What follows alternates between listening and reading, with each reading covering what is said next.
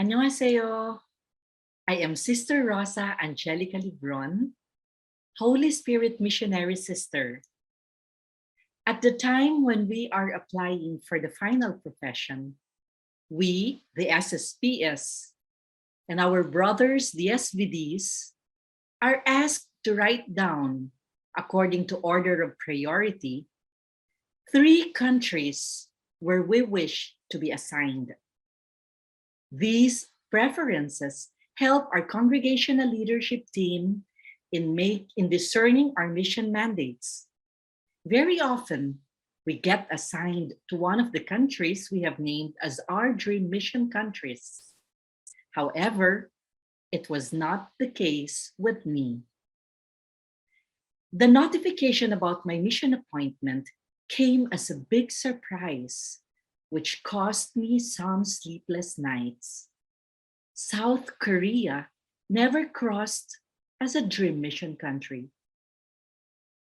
At that time, I did not know much about South Korea, except for these 4 facts. First, the Korean War that divided the country into North and South and resulted to utter poverty in both countries. Second, the economic miracle that transformed South Korea to become the 11th largest economy in the world. Third, it's being a hermit kingdom or being the most homogeneous people on earth. And fourth, the Korean Catholic Church was founded by Korean lay leaders. My initial restlessness was expressed in 2 questions. What will be my mission in a country that is progressing so fast and is one of Asia's economic tigers? How shall I enter a culture that is closed off to most foreigners and missionaries found difficult to penetrate? My fears were assuaged by the assurance that it is God's mission and not mine. I arrived in South Korea in August 1996, when Korea Telegramma did not yet feel the international airwaves, and Korean electronics were just starting to flood the global market.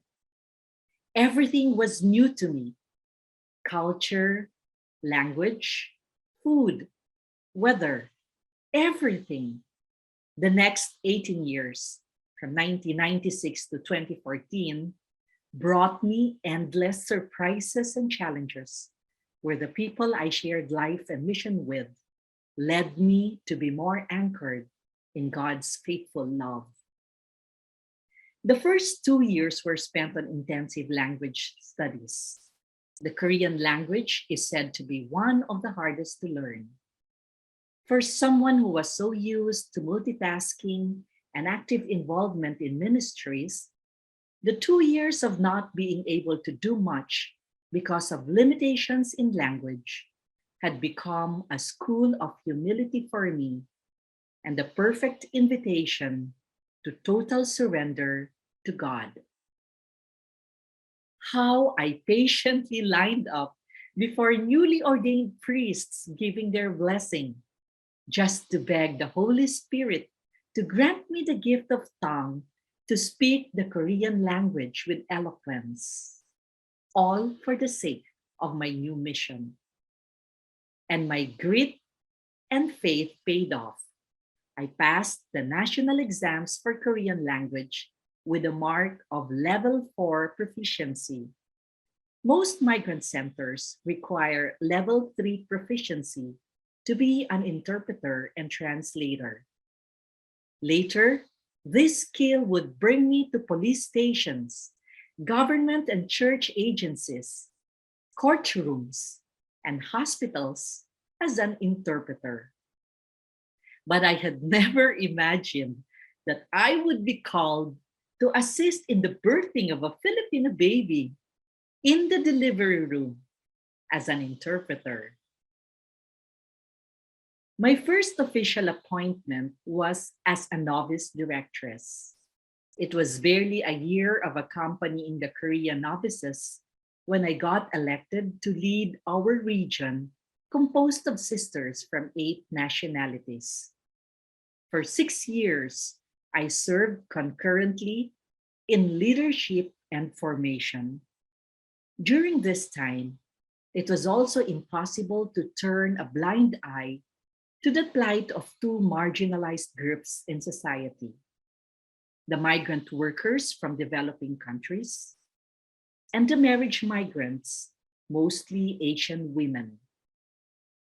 Therefore, weekends were spent to either meeting with Filipino communities in different parts of Korea for psycho-spiritual formation programs, counseling and community building, or interpreting for undocumented OFWs who were coming to a free medical clinic in Seoul.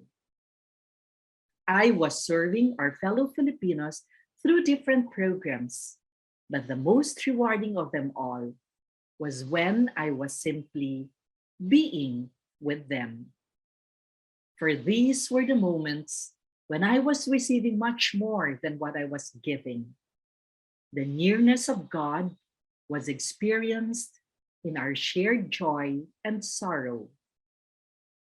Such encounters with our kababayans were so energizing for me that one time, a Korean novice who must have noticed that I was near exhaustion encouraged me, saying, "This Sunday, please go and interact with the Filipinas and get recharged."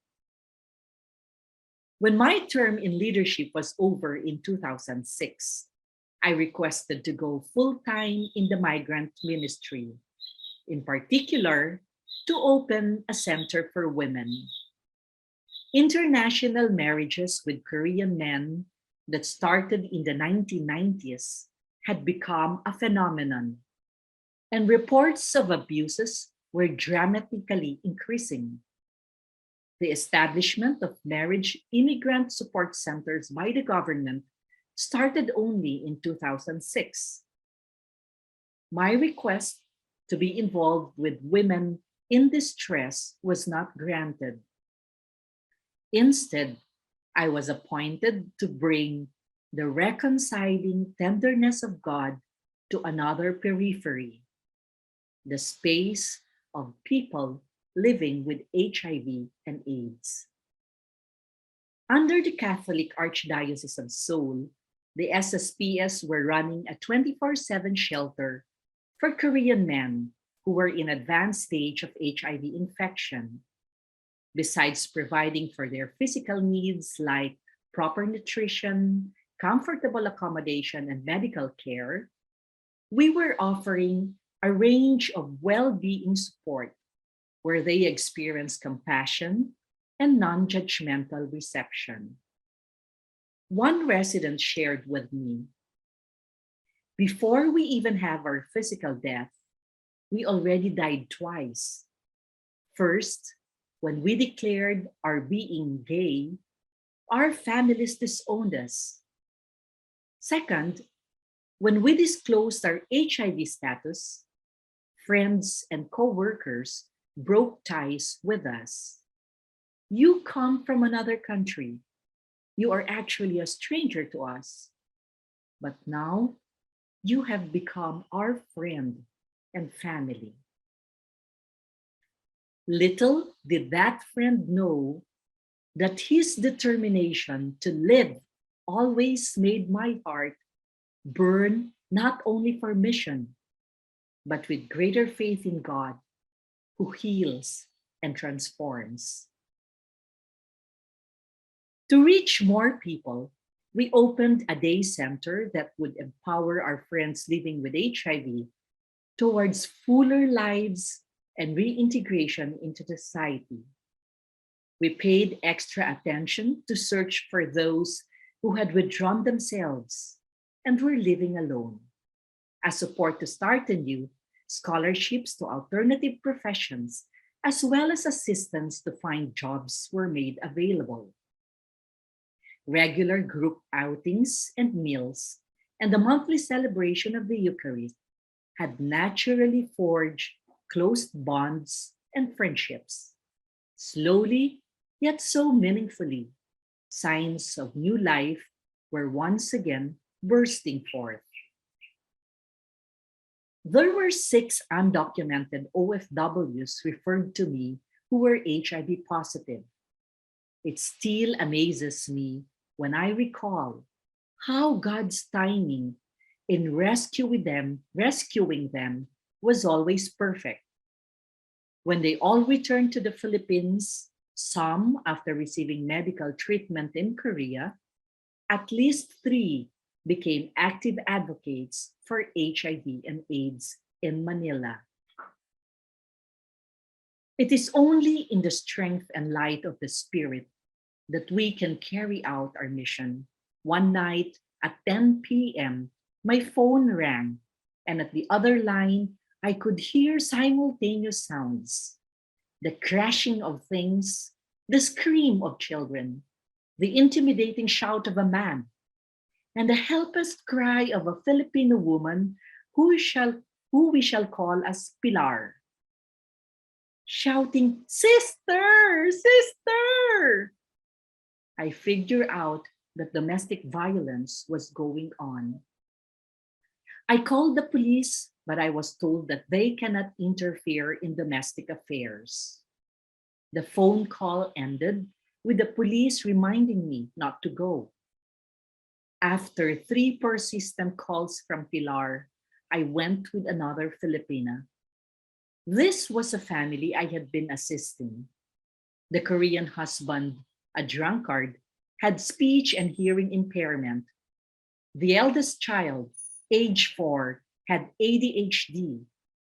The second child could not yet talk and walk at 2 years old. And Pilar, intellectually challenged, was 7 months pregnant with their third child. That night, the husband went berserk and wanted to kill the baby in the womb. The moment I stepped into the basement house, the 4-year-old ran to me and wrapped her arms tightly around me. After securing the kids, I managed to take the wife outside of the house, but the husband followed. His shouts filled the whole neighborhood. No one came to help, so there were only the 4 of us outside: the couple, my companion, and myself. Suddenly, the husband left and came back with a big kitchen knife. Pilar rushed to my back, making me her shield. At knife point and at a standstill that lasted for minutes, I could feel Pilar's baby bump nervously pressed against my back. At the same time, I could smell the alcohol from her husband's breath, and all I could do was pray repeatedly, "Jesus, Jesus, Jesus." In the quiet of my heart, in the silence the silence was broken by the dropping of the knife to the asphalt road. In an instant, I kicked the knife away, and the husband wailed. There are many other labor and marriage migrants with Maria and Pilar at the other side of the tracks.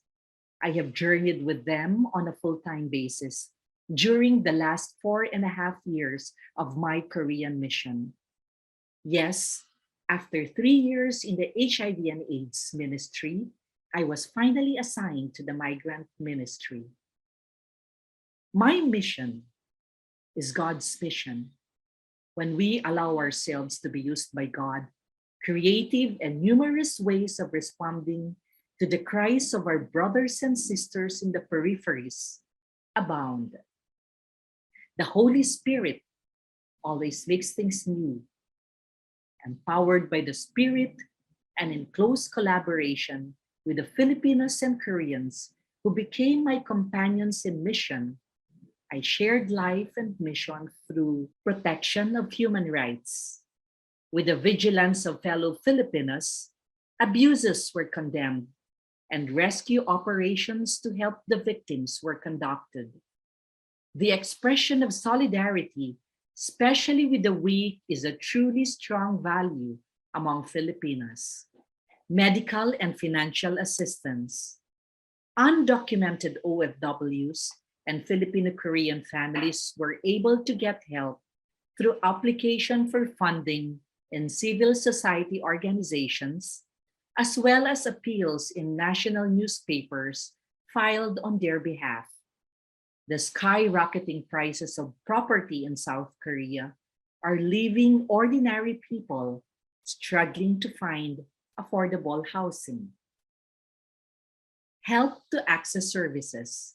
This included the accompaniment of undocumented OFWs throughout their pregnancy for prenatal care and maternity, standing as guardian and caregiver for 6 months of full course chemotherapy to a young marriage migrant who had cancer, admission of a Korean husband to a rehabilitation center, and a Filipino wife to a mental health facility. Interpreter and translator. Aside from interpretation, documents required by government agencies were translated. This saved Filipinas the high cost of translation fees. Education programs. In addition to the free Korean language lessons, specialized classes on Korean culture, parenting, and family life, as well as reviews were conducted as preparation for the exam for citizenship acquisition. Creation of support groups. Sessions for cultural integration and organized sports events, religious activities, change of season bazaar were spontaneous venues for building communities among labor and marriage migrants. The monthly gathering for Filipino-Korean families introduced the husbands and the children to the Filipino culture, and these reinforced mutual support. Integration into Korean society. Aside from activities where Koreans and Filipinos could interact and foster understanding, OFWs and Filipino spouses were assisted to do volunteer work for Koreans, like the elderly living alone. This boosted the morale of Filipinos for being contributors in Korean society. Prayer, liturgy, and sacraments. The Sunday Masses were often experienced as an oasis by migrant Filipinos. The celebration of the faith, individually and communally, had always been the strongest source of personal support to stand all the trials that confront them.